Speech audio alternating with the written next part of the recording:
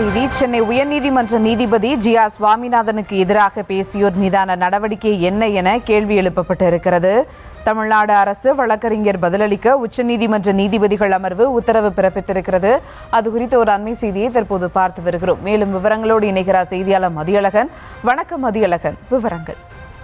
உச்சநீதிமன்ற நீதிபதி ஜி.ஆர். சுவாமிநாதனுக்கு எதிராக அவதூறு பரப்புவோர் மீதும் அவருக்கு எதிராக போராட்டம் நடத்துபவர்கள் மீதும் நடவடிக்கை எடுக்கக்கூடிய வழக்கறிஞர் ஜி.எஸ். மணி உச்சநீதிமன்றத்தில் மனு தாக்கல் செய்திருந்தார். அந்த மனு நீதிபதிகள் அரவிந்த்குமார், ஜி.பி. வராலே அமர்வில் விசாரணையானது நடைபெற்று வருகிறது. அப்பொழுது மனுதாரர் தரப்பில் ஒரு தீர்ப்புக்காக தொடர்ச்சியாக நீதிபதி ஜி.ஆர். சுவாமிநாதன் விமர்சிக்கப்படுவதாகவும், அவருக்கு எதிராக அவதூறு கருத்துக்கள் பரப்பப்படுவதாகவும், போராட்டம் நடத்தப்படுவதாகவும், இதனை தடுக்க வேண்டும் என்றும் வாதிடப்பட்டது.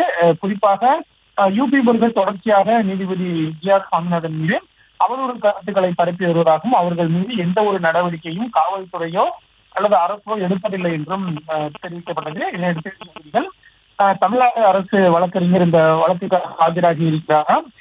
மனுதாரர் கூறுகின்ற அந்த கோரிக்கைகளை கருத்தில் கொள்ள வேண்டும் என்றும், குறிப்பாக நீதிபதிக்கு எதிராக நீதிமன்ற வளாகத்தில் போராட்டம் நடத்துவது, அவருக்கு எதிராக அவதூறு பரப்புவது தொடர்பாக ஏன் நடவடிக்கை எடுக்காமல் இருக்கிறீர்கள் என தமிழ்நாடு அரசு வழக்கறிஞரை நோக்கி நீதிபதிகள் கேள்வி எழுப்பினர்.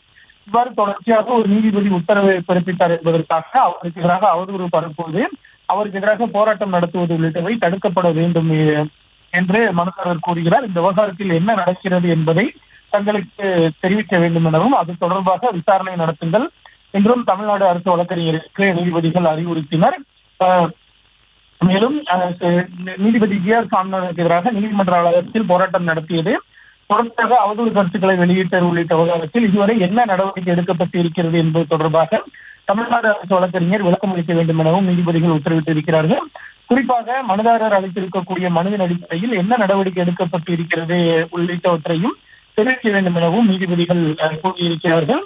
எனவே இந்த வழக்கை சிறிது நேரத்திற்கு ஒத்திவைப்பதாகவும், இந்த விவகாரத்தில் எடுக்கப்பட்ட நடவடிக்கை தொடர்பாக உரிய விளக்கம் பெற்று தெரிவிக்குமாறும் தமிழ்நாடு அரசு வழக்கறிஞருக்கு அறிவுறுத்திய நீதிபதிகள் வழக்கினுடைய விசாரணையை சிறிது நேரத்திற்கு ஒத்திவைத்திருக்கிறார்கள்.